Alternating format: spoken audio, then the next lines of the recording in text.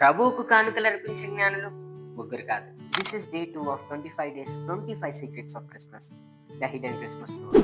వాస్తవానికి బైబిల్లో ఎక్కడా కూడా ముగ్గురు జ్ఞానులు మాత్రమే బంగారము, సామ్రాణి, బోలము అర్పించారని లిఖించబడలేదు. తూర్పు దేశం నుండి జ్ఞానులు యెరూషలేములకు వచ్చారని మత్తయి సువార్త తెలియజేస్తుంది. జ్ఞానులు అనే బహువచన పదాన్ని ఉపయోగించారు కాబట్టి ఒకరి కంటే ఎక్కువగా ఒక గ్రూప్ ఆఫ్ పీపుల్ ఉండవచ్చని బైబుల్ స్కాలర్స్ తెలియదు. ఒక స్పెసిఫిక్ నంబర్ ని బైబిల్లో ఎక్కడా మెన్షన్ చేసలేదు. మరి ఈ ముగ్గురు జ్ఞానులు అనే కాన్సెప్ట్ ఎక్కడి నుండి వచ్చింది?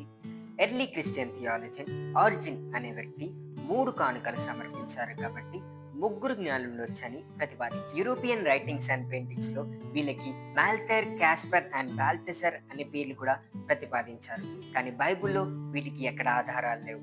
It's a myth. ఇక్కడ ఎంతమంది జ్ఞానులు అనే నంబర్ కన్నా వాళ్ళు సమర్పించిన కానుకల సిగ్నిఫికెన్స్ అత్యవసరం. బంగారము ఆయన రాజులకు రాజని తెలియజేస్తుంది. సామ్రాణి ఆయనలో ఉన్న దైవత్వానికి ఆయన పూజారుడని తెలియజేస్తుంది. బోలము ఆయన సమస్త మానవాళి కొరకు చనిపోయాడని సూచిస్తుంది.